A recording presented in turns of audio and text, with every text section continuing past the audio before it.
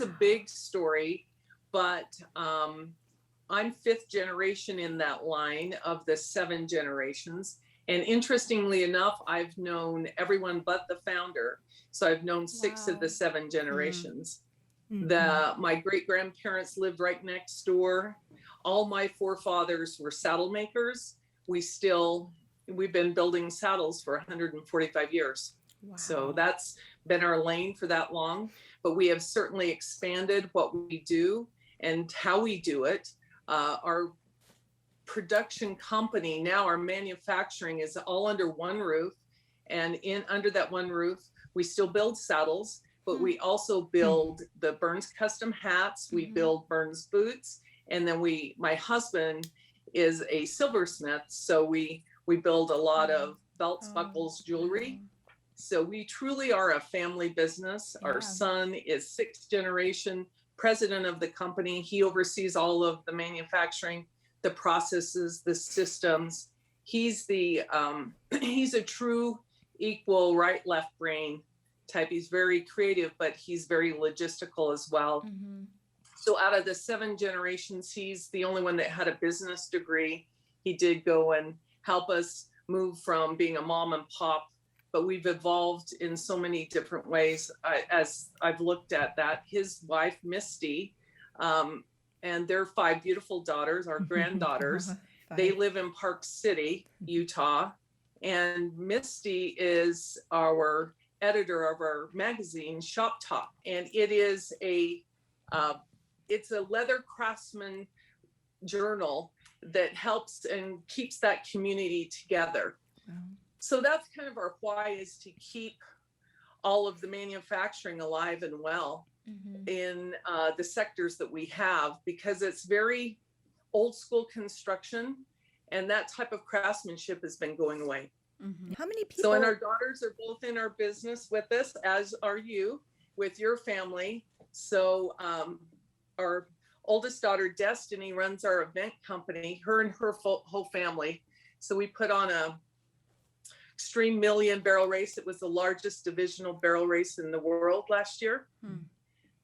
So we've done that for about 30 years.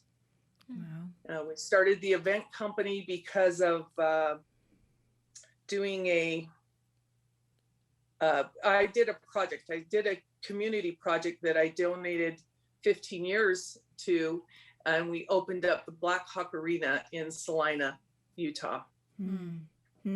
Wow. Now, how many people work at your company, or how many family members work there then? I know you just kind of went through and told who is there, but how many? Yeah, and our daughter, our youngest daughter, also is, her and her husband work part-time in our Park City location, and she does a lot of our marketing as well. All 3 of who works in our marketing is Misty, Braden's wife, Destiny, our daughter, and Tegan, our other daughter. And Tegan does a lot with the TikToks, and we've had a lot of success with that. She had over 5 million views on one of her, well, actually it's up to about 6 now. So it's called Hat Talk. And that's been a fun medium. Again, this younger generation, they bring in their energy, their vision. That's what we have. As you ladies know, right? Yes. So Ida is bringing a new concept in with the podcasting, and it's fun. It's fun to see the new creativity. Yep, hence here we all are. That's for sure. Yes. So I just am so excited about your hats, though. I want to talk about them. So you go ahead, though. Go ahead with any questions you have. So go ahead. No, the hats are just unbelievable. They're just beautiful, and I love the fact that I won't have the right wording, but they're branded in different ways. And so let's, like, from the beginning with this, starting, was there a certain style that, was started with, and you've just branched off of that, I'm sure, but is there like the old school style that you still stick with, or can you tell us a little bit about that? Sure. And that's a really good question, because hats, the passion and where our hats started was from our son, Braden. He was very passionate about hats, and he went and learned and apprenticed with the oldest hat shop and the oldest hatter in the state of Utah. And he had worked, and we had hats, or had someone else kind of private label our hats for us, and we would do the design, but someone else made them. And I think that's part of our company, is we're really evolving to be a completely vertical company, so that we manage all aspects of it, that we're not dependent on just buying product and reselling it. So the hat company started with Braden going down and learning all of that. He was extremely passionate. He bought some of his equipment. He wanted him to buy the entire business, but Braden it was in Salt Lake City, and our manufacturing's in a little town that we were all raised in, Salina, Utah. And that's where in the 1800s, the company started. So we really mean a lot to our little community of 2,000 people. To answer your question, in our company, we have over 50 artisans or employees that help with building the products. And it's a really fun in campus style environment where senior artisans are helping younger artisans learn the trades. And we have a very collaborative effort there, because our saddle makers and boot makers are working with the leathers. And then we have a belt maker, and we're utilizing all of the different leathers. But there's also, then you get one of our boot makers decided he wanted to learn silver, and he moved down into the silver shop, and he's taken off with that. And we bring in these clinicians, if you will, to teach better techniques. We don't know everything. We just like to keep learning and growing as a company. And the hat company was like that as well. So we've put together, and we're always constantly and never ending improving our processes, our systems, the way we do things. How many hats can we produce this week, and what would we do? How can we scale it?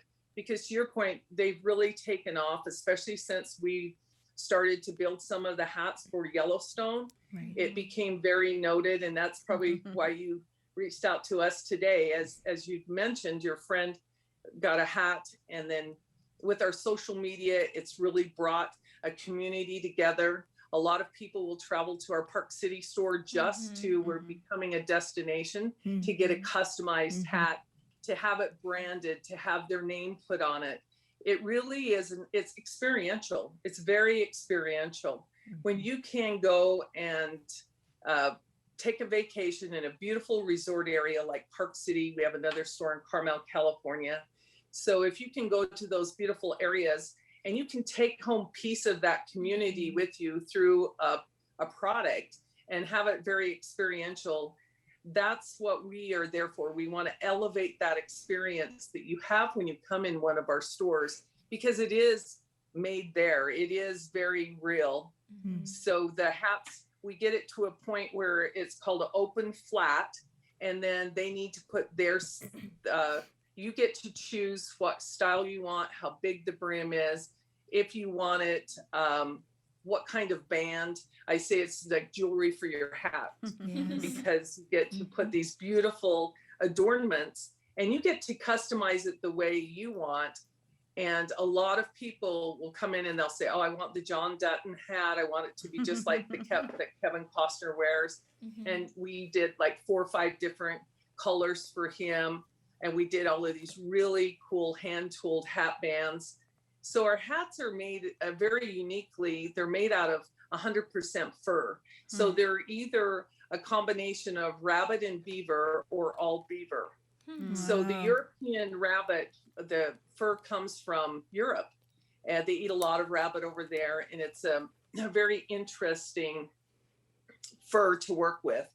And the beaver fur comes from North America, Canada mostly.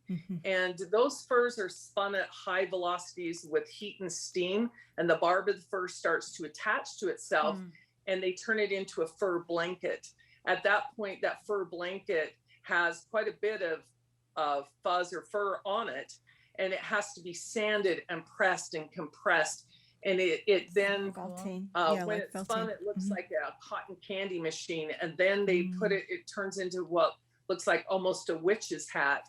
And then when we get those they're called hat bodies, then those have to be taken and blocked and steamed and compressed. So a really high quality hat, there's so many steps to it. So in our hats, there are no fillers, meaning wool or polys. On a less expensive hat, you see different hats out on the industry that will say 5X, 10X for the quality, but none of that is regulated. So we just put in our hats exactly what it's made of. So if it says European hair, that's the rabbit. And then we do a 50-50, which is half beaver, half rabbit. So they shear those furs, and that's the only material that's in the hat. Or 100% pure beaver is all beaver fur. It's the belly side of the fur where it's nice and soft, but it will repel the water.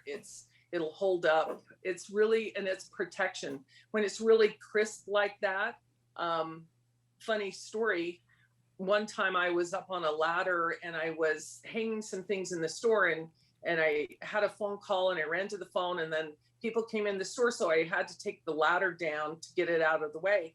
And I took the ladder down, and I had my hat on, of course. And I had left the great big heavy hammer on the top rung of like a 12-foot ladder, and it flew off, and it hit me right in the middle of my hat. And it just sprung off.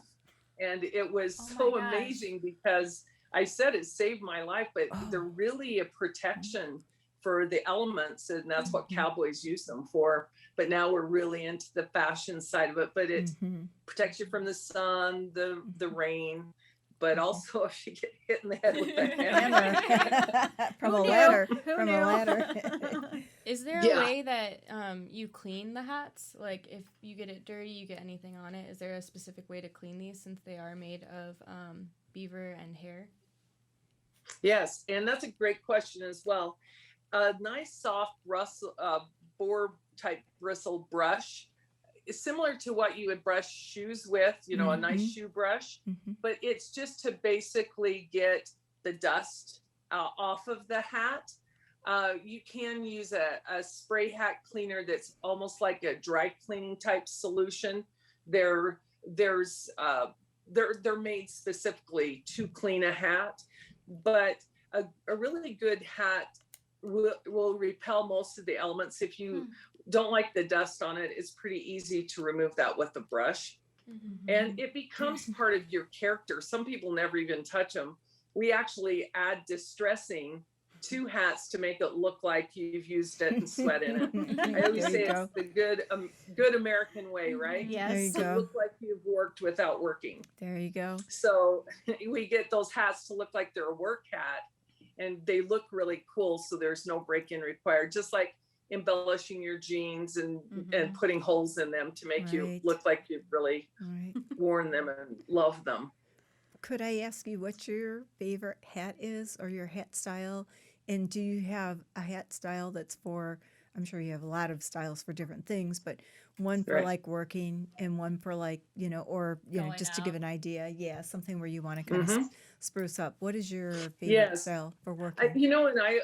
People will often ask me, they'll say, what's your favorite, or how many hats do you have? And I'll say, well, one, not enough, because they do come with an addiction warning, because they're easy to wear. If you're having a bad hair day or whatever, you can put them on. My favorite hats are the hats I've made the most memories in, because it still has my journey in there. They become part of you. I still have my father's hats. My father died when I was 28. And so the business was dropped in my lap really early in life. So I had worked with him and my mother and my husband, we were all, again, in that family business, but he loved hats. And so my favorite hats are his hats. We keep those up in our store because I believe that there's still part of his energy in those hats, because no two hats or heads are the same. Mm-hmm. We all have a different shaped head. And if you need to have a really nice sweatband on the inside so it will Mm-hmm. self-conform to your bone structure. Mm-hmm. So your bone structure is in that hat. You Mm-hmm. get a really high quality hat. When you sweat in it, Yeah. you open up the leather and it forms to your head. Mm-hmm. And that's why the more you wear them, the better they get. They just set on your Yes. head just right. And that's the nice thing Yes. about that. But yeah, my favorite hats are my father's hats because Aw. it was such an iconic accessory Mm. for him. And it was so part of who he was. You just didn't see him without it.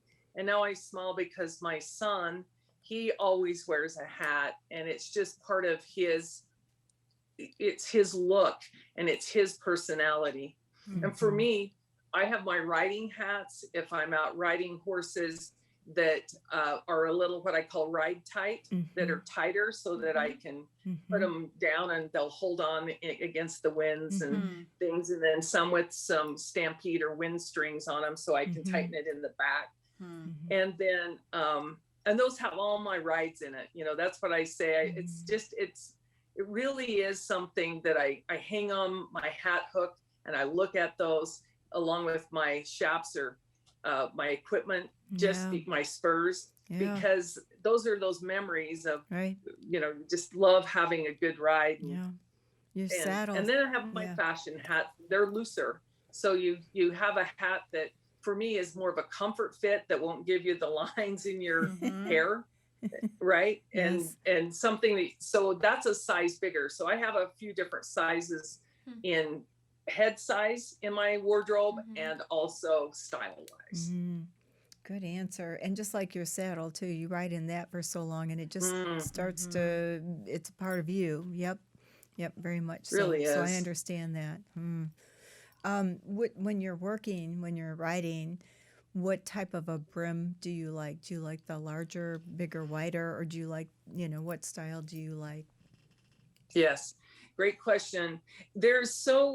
So hats have had all, it was a way to identify someone that's in the cutting arena wears a different style hat than even the reiners, the rodeo cowboys. And then you get into where there are regions and what type of hats. So if you have a really flat hat, flat brim, that really meant not a lot of rain, because you needed more protection from the sun. And so the real flat tops were Spanish or Bolero, more of a warmer climate. And the Elko cowboys out in Nevada, they wear the flat tops. It's really a desert type feel and hat and more of a warmer climate. Hats with the front down and the front and the back were actually started for funnels for rain, you know, to funnel the rain off of you. And now we use different hybrids of that for fashion and for look. The pinch front. So in the day, when we hand crease a hat, but in the old days, they were more the open and flat. And the creases came from when you were taking off the hat. So if you had a narrow crease, you had a smaller hand, or the way you grabbed it up in the top, you would put the crease in, and it would form the hand crease from your own hands. Interesting. And then if you were like a real working cowboy, men's dress hats always had a status about them. So if you wore a suit, you always wore a hat. Before World War II, all gentlemen wore hats. And there became a real shortage in beaver fur because of that. Because if you it was a symbol of status.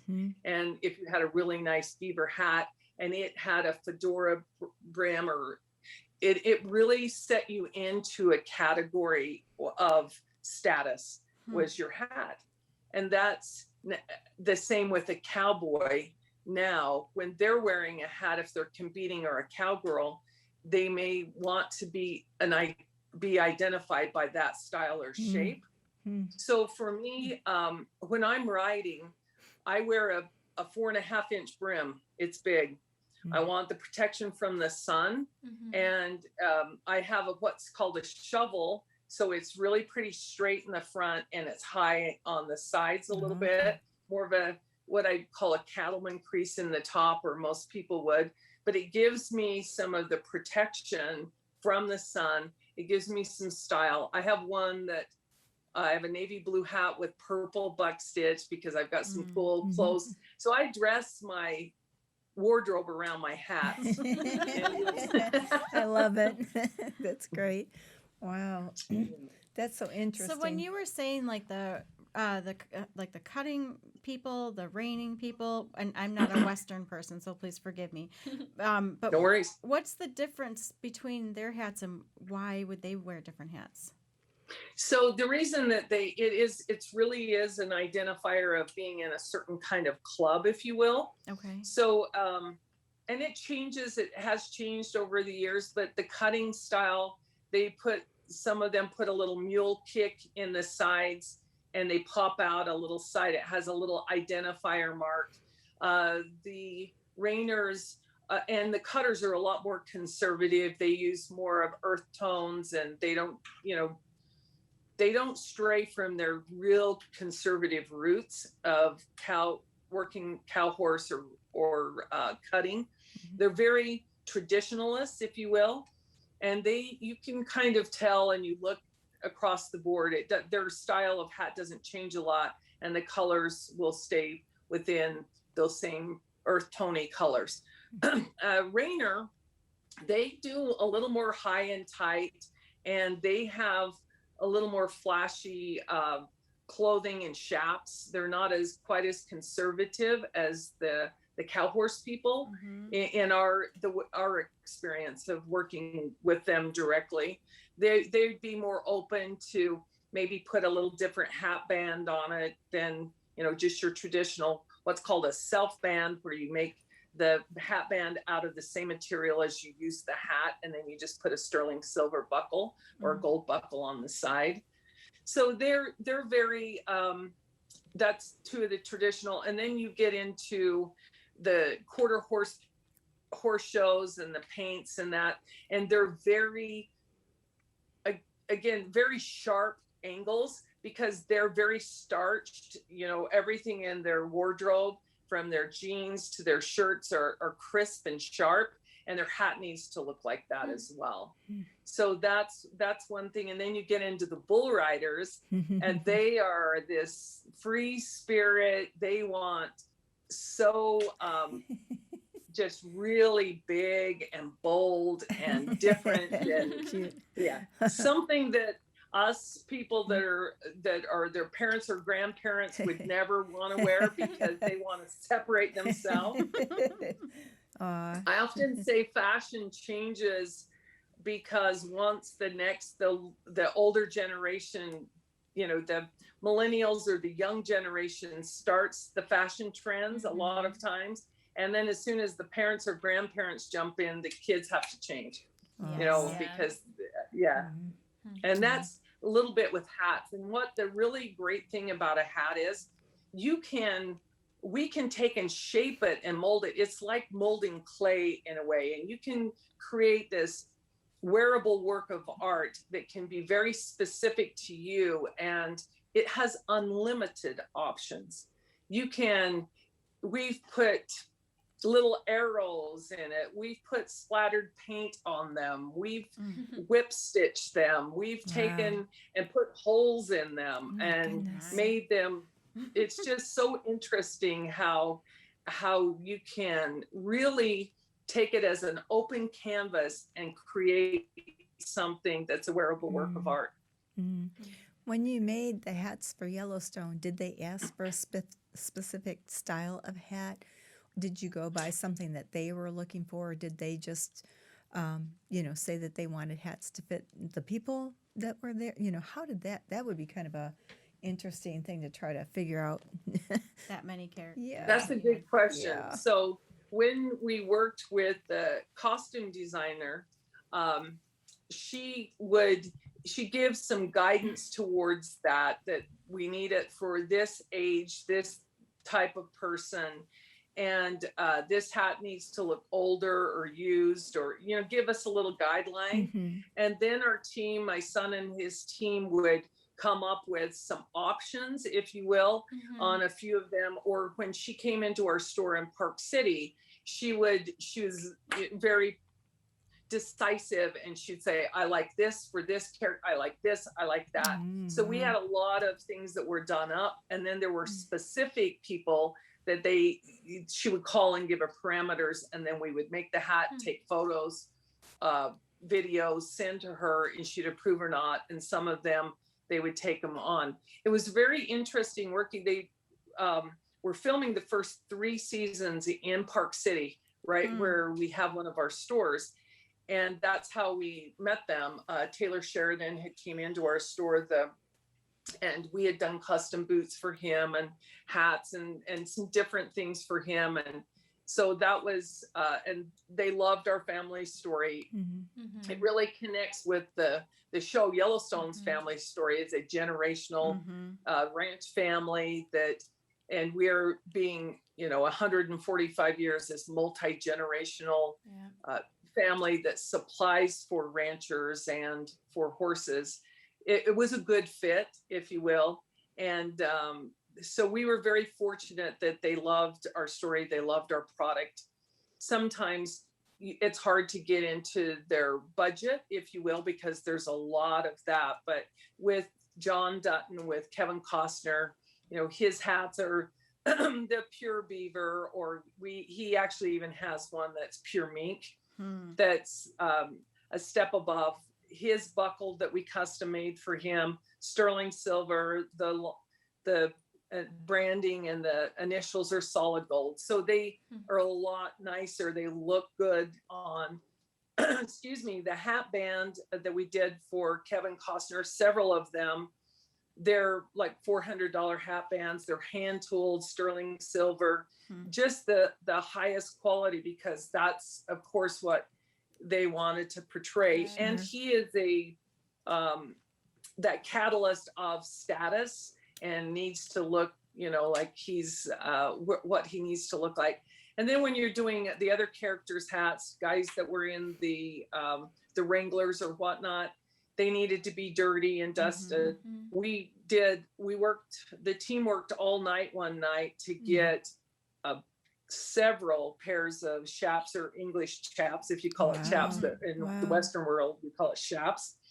And we had to make them look like they were used, and we had to beat them up. And the team actually, they pulled a complete all-nighter to get like 12 pairs of chaps done, so that they could have them for a scene for the next day. Oh my. So it's and an interesting point with working with the television series like Yellowstone is when you're building a hat for a character, you need to build 3 hats. You need to build 2 exactly the same, so they have a backup in case a wind came up and ruined the hat. They can still fill that in. And then you need a stunt double hat. And they'll be different sizes, because most of them are wearing a wig to look just like the others. So when you put a wig on someone, you have to get a larger size. And then they're different people. So you have to fit the stunt double, and then you have to have 2 hats for the character. You were busy. Well, they are. But it's a fun, projects, as you well know, having your business and everything, they're inspiring. They get you up early, they push you, and you have to be able to deliver. You have to be quick. You have to readjust your schedules to make these fun, big projects come and work. And it was really a great experience working with them. Season 4, unfortunately, they moved the filming to Montana because they lost some of the tax incentive. Well, Montana gave them better tax incentives to come up there. And so Park City, it was great. Some of the cast members in between shoots, they loved our shop. They'd come in and hang out. We'd shape their hats for them. They'd buy personal things. So they got to know a lot of the cast members from that series, and great bunch of people, really down to earth, good folks. And it's been a really fun project for our company. And we're so grateful and appreciative to have that opportunity. I'm so excited, so happy for you that you were the ones that were able to do that for that amount of time. And, you know, just an exciting time, something that's really fun to look back on and to think about too.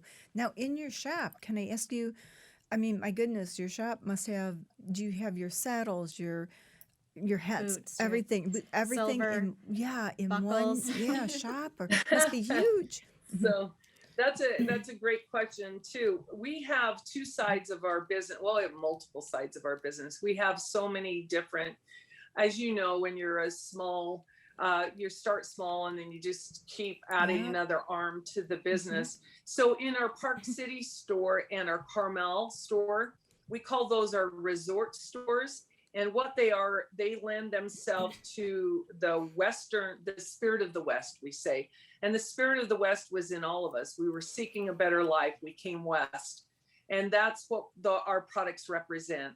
We're a heritage luxury brand that takes those products and puts them into a fashion feel. And our boots, we can make very Western boots, or we can be, our number one sellers is short side zip that really is mainstream.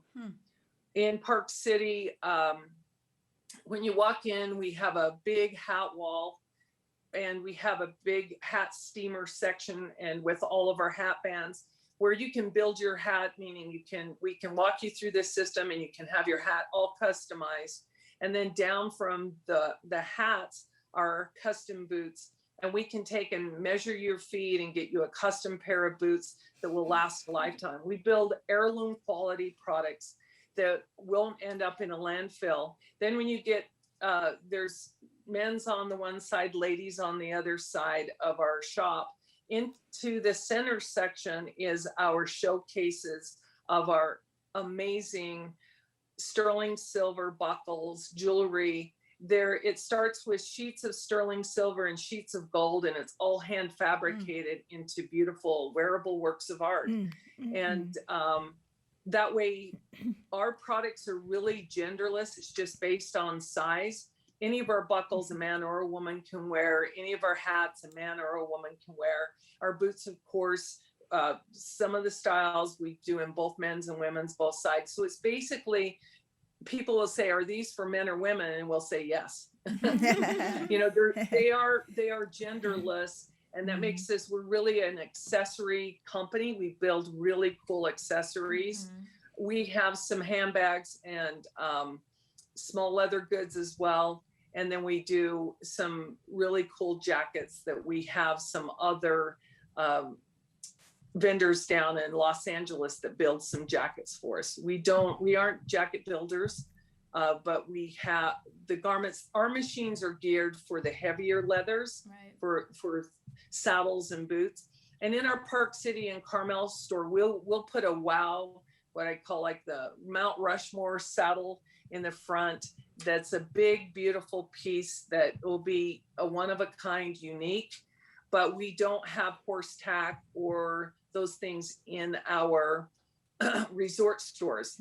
But equestrian is where we started. I mean, that's as Prada and Hermes were both English equestrian companies that scaled into the fashion side. We're that on the Western. So we're the only one that I know of that's really done that on a Western saddle, starting as a equestrian company and have taken it into the resort side. With that said, one of our biggest parts of our company and our core of our company is still our saddlery side and our horseman side. So we have a resort side and a horseman side of what we do. So our horseman boots are a little different. They're wider toe. They're built to be in the stirrup all day. They're built to be resold over and over again. The materials are the highest qualities, and we still do the custom measuring. So we can offer that. And then in our horseman store in Salina, where we manufacture things, we're like a working museum. You can come into our shop. It's a 13,000 square foot store, and it has a little showroom up in front, but then you can go in and see them. You can go under glass, watch them build the boots. You can go under glass, watch them build the saddles. You can go under glass and watch them build the buckles, and under glass, watch them build the hats. So we have people that come in for VIP tours because it's really how it's made right in front of you. And it's made there, and it gives you an appreciation to the craftsmanship. We have a lot of young artisans, young craftsmen. We call them, a lot of times it was ranch hands, because it was kids that came off of a ranch or in these smaller communities, rural communities, that were very artistic and talented, and they needed a medium to do that. So we bring them in and we teach them the skill. They come in with no skill whatsoever, most of them, and they become master craftsmen. So how long does it take to make each like hat and boots? Like how long is that process from, like, if they're customizing it? Right.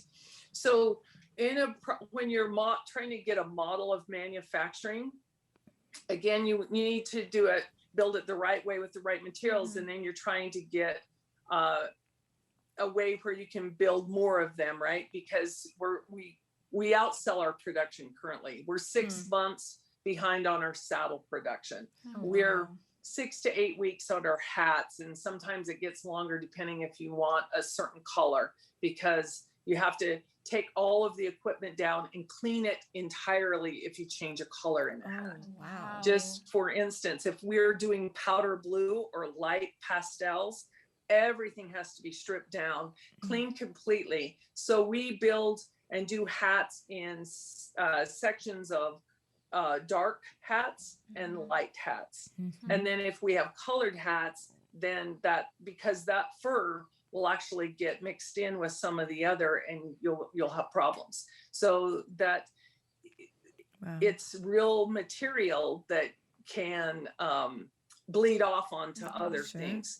So it does take a lot of time. There's processes and steps along the way. We try to build on a real high time. We can build about 20 hats, but we have a day. So we have a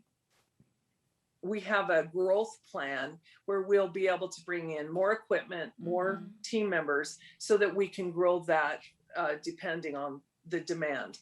We will never be one of those that are building thousands a day, like a Resistol brand or whatever, that's automated and that it has machinery building it, because we really are a handmade company, and we feel the value in that, and we see that it's important. We're not looking at just being a massive big retailer. We want to be known as a heritage luxury brand that you may have to wait a little longer to get it, but it was worth it. It's worth it. Yep. Quality. And our saddles, I'm impressed with how the process and system that Matt and the team has got with that, where, I mean, we've doubled our production just by getting good, solid system down and how we do it. And it's amazing, because these young artisans, they get really good at something. They may put 10, 12 seats in a week. Well, if you're just making a saddle on your own in your shop, you may put 10 seats in a year. But if you're doing it a lot of times over and over again, you get really good at something fast. And it's just your tools work with the ease, and you learn how to work and manipulate leather, because leather has a mind of its own. And so does the materials that you work with the hats. They were a living, breathing material. They still are. With a little bit of conditioner, they go on and they live lifetimes. You know, it's a natural substance, but you have to know how to cut it. You have to know which part of the leather hides, the cow hides, are the strongest and what won't stretch for the stirrup leathers. So we don't get as much yield out of our leather, because we do it the old way of doing it right and cutting it right, so that you'll have something that'll last lifetimes. Wow. I'd love to see that. I think you've left us all in shock, and we all want one, you know? That's so cool though. I have to kind of put you on the spot. Do you have one of your hats nearby you? or no? Yes, I can go. Could I we should have brought could some. we I'll see bring one, please? some I'd up. love to see what you wear. So I thought about wearing them today, and I was like, well, I'm not really sure. But so this is one of this is a pure beaver, and I wear it all the Pretty. time. This is a band that my husband made, a sterling silver, and the company that Wow. we acquired is Sunset Trails, and they built for Hollywood. It was based in Hollywood. So this hat band was actually a hat band that our company that we now own made for John Wayne. So it's got a lot of historic value. He loved Hollywood was based on Westerns, and they wanted silver because it was black and white, and the silver would really shine, and it looked good, and it had status to it. Oh, But look at as how you can cute see, you look. Aw. when you put a hat on now, it just is part of who I am. Wow. This is kind of the test to see if it sets down and fits. Once it molds and forms to your head, then it's a good, it's not tight, but it's staying. I like it. It's Most a good of the look. time when you lose a hat, it's the wind from behind. Mm. Your hat will hold on to your forehead, and your hair will make it flip in the back. So when you put a stampede string, or if you pin, the back part is more important if you're out in a lot of wind. I just grabbed a couple of them. This is my navy blue hat. It's been in That's pretty. lots Isn't of it pretty? lots of storms. And then this, I had them buck stitch again, something we do on our saddles. So I had them buck stitch it in purple. This is an old silver band from the 1940s that was part of, it's like a heirloom treasure for me. So it sterling silver. I've left it antiqued, if you will, let the patina on it, so it's not shiny like this hat band. But I think it's because it's the age of it, and it's old. And so you can see my makeup or sweatband in it, satin brocade liner, and you can get your name put in it. My other hat has handmade for Danna. So you can get that put inside of them. And again, when I was telling you about how durable they are, and that's just fur. That's not, a lot of people don't understand that it takes so much heat and compression to make a hat crisp like that. That's crazy. So you can see the dust go out of it. Wow. My trail dust is in there. That's good. That makes it better. Yeah, and it has been in a lot of, when I think about it, of downpours and snow. I've had snow this high on the tops of it, and you can just take it with the snow and you just dump it off, and it's just a great protection with style. And then I have some fashion hats too, but they're in my other wardrobe in the other. Well, thank you for showing us. So if somebody would want to get one of these and they can't come to like Utah, what would they do? So you can work with one of our specialists, our hat specialists. They can send you photos, videos. We can do this FaceTiming, and you can really still be part of it. What we do is once we determine your size, and then we get your style narrowed down, you can say, oh, I like this, or I like that. So there's a lot of photos of people in our hats on our social media sites, Instagram and TikTok. And a lot of people will say, oh, I love that hat on her or him. And so we get a kind of a guide to what you like. We do have a website, of course, that you can look at different styles, but to get that real personal touch. And then you're never stuck with us. We're going to take care of you and make sure it's just right. If it doesn't fit, we'll remake it. We'll change it if it needs to be. The only thing that really makes it yours is if we brand your initials big time in the back, if it's, so we just want to make sure a lot of times before someone gets it branded, that we'll verify the fit. So are there different styles of hats that you recommend for a person based on their face shape?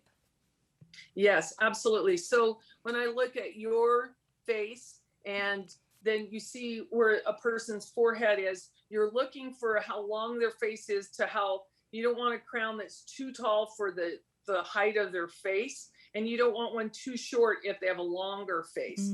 So for me, it's lines and the way the line comes in. If I have it too broad for your face, then your face even gets narrower. Or if so it's all about proportion for the shape of your face.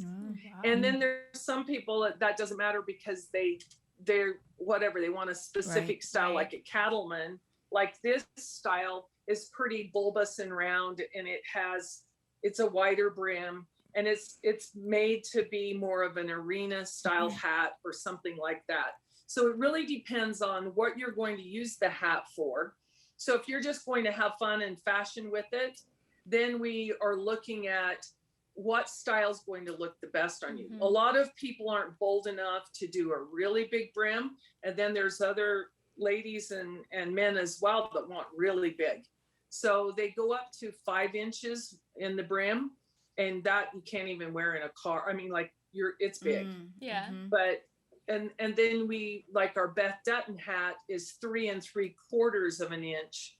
And then we did more of she's very petite and she's very small. Beth is tiny and mighty, right? So she's her hat style, we made it more narrow in here. We brought the sides in. And so it's all about curve and line. And when you look at the person with that on, they try it on and you can instantly kind of tell if it settles into them and their shape of who they are. And some people have really round heads. And so you can't do a longer oval. You have to have things that are a little flatter and just have to work with the shape of their head and their face. That's so interesting. Wow. There is really a science and a talent to fitting a hat the right way. And that's one thing that we offer that's different than if you just go into a general department store type thing where you're getting into a bigger box shop. You can't have those people find, they're not going to be able to, you're on your own basically in those type of settings. And you just have to try on a lot of different hats. But to have one explained and then to have this all steamed and fit right to your head while you're there to make sure it's going to fit right, because it actually doesn't stretch a lot. It just reforms and moves almost into your head. If you've got a good thick, see, this is the what they call the sweatband. And to have a nice wide, really high quality leather one, when you get that warm, that leather will actually move and self-conform to your bone structure. You're so An passionate. interesting fact that you may enjoy is before they fingerprinted people, they measured heads because no two head was alike. So in France, they invented that weird bracket that would set on, you may have seen them, and they set down and it's like a halo type thing, and it goes in and it measures the head, and it made a little 3x5 card with pinpoints around it of the person's head. When you get yours done, you think, wow, I have a potato head. Or it's so different how different the shape is. But they kept those on file. And they started in France with that, but they would measure heads before they fingerprinted. That's because amazing. no two heads are alike. You're so passionate, and what I love is the history of your family from doing this from so long ago. If you said that you knew so many of your family members, is there anything that you would want to tell us from like the history of your family that you feel has come from, generation to generation, that you feel is a special part of your company or your business, or something that you feel has been, this has been the thing that has always followed us, and we still have that today, that perhaps maybe now things are so new, but that old, style history is just so something really, to bite your teeth onto, or anything that you feel is, good, that is like the depth of who you are and what you do? Yeah, that's a great question. And all of us, our roots are so Your important roots. to who and what we are. Yes. And those old nuggets of wisdom that you learn from the past generations. I remember my grandfather saying, you're either green and growing or you're ripe and rotting. And so that's really stuck with me of, is that part of our business green and growing, or is it ripening? Is it rotting? To anticipate and get ahead of those kind of things, because we've had to evolve. People will often say, how did you make it for 7 generations? And I think each one of us had our own passion, our own enthusiasm.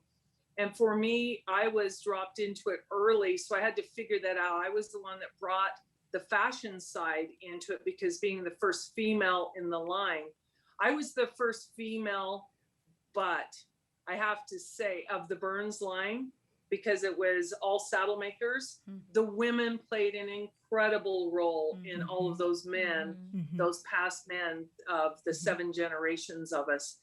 It has been the women that was the glue to the company, that really, my mother is still alive, and my mother and father invented Indian blanket seat covers, is what they were called, and they were the striped seat covers that you saw on trucks and vehicles in the 60s or 70s. Well, the automobile industry was taking us out of business in the, once the 30s and on, the automobile started to play a big part.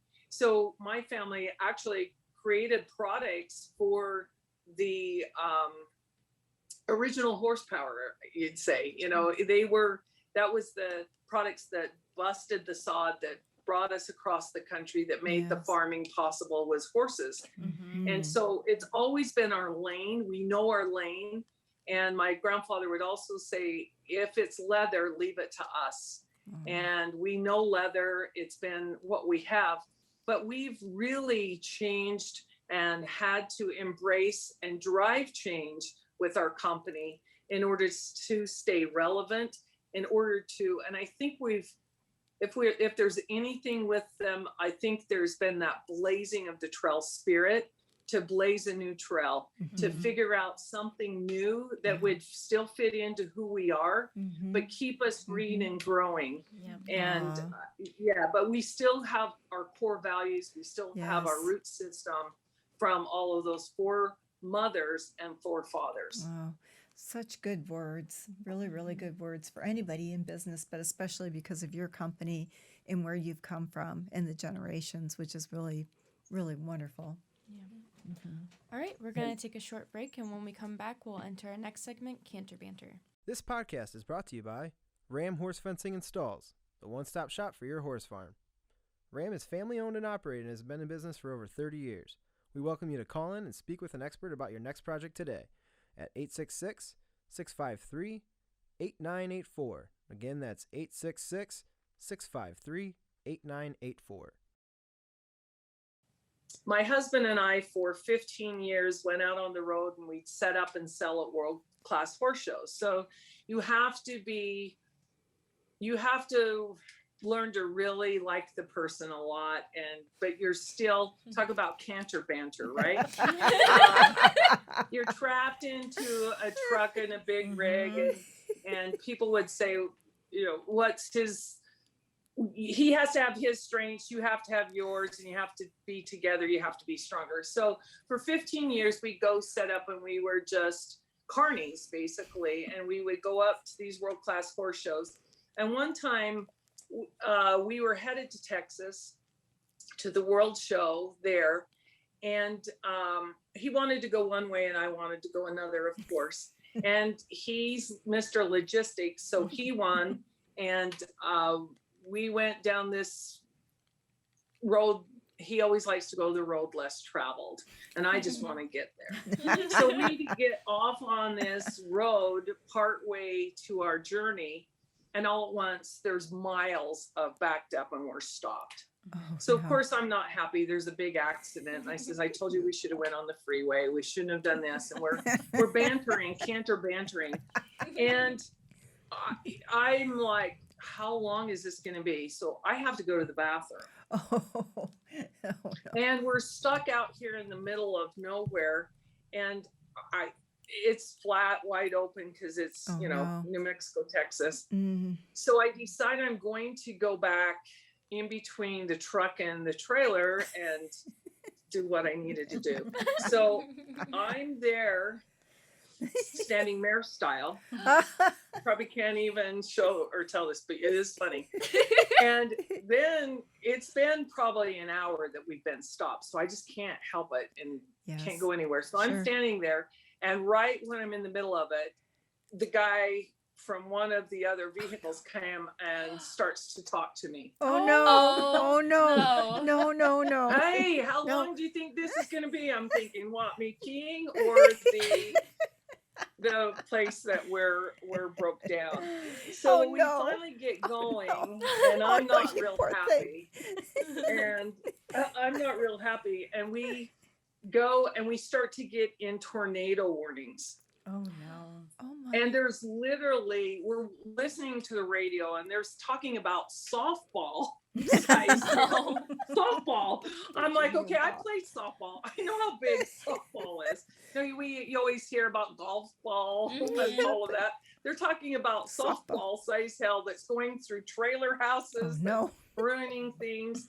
So again, I'm really not happy with him because we didn't go we went the back roads.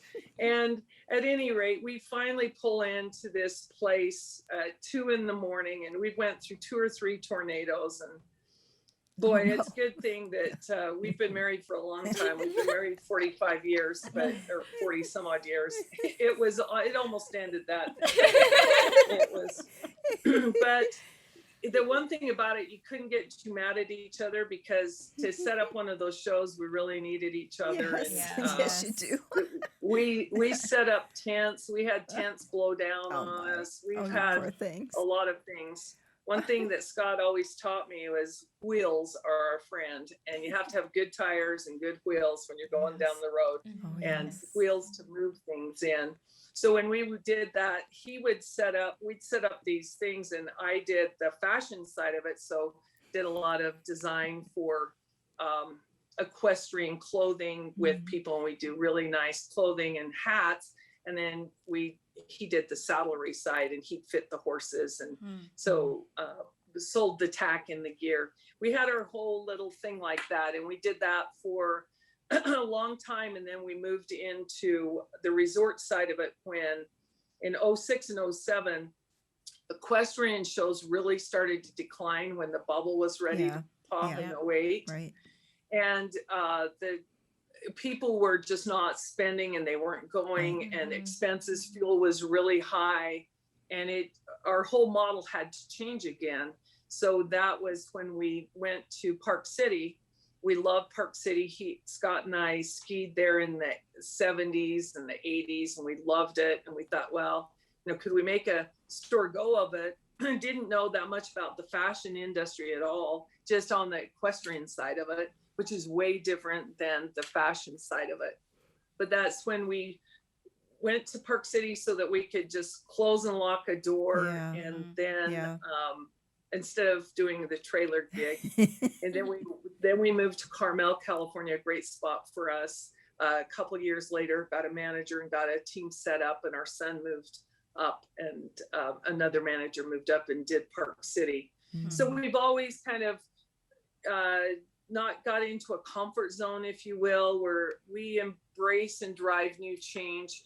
And that was a real experience for us to learn from a small town equestrian ranch type company to try to be relevant in a luxury setting, in a luxury fashion setting. So I've had some great mentors and great people that have helped me along the way.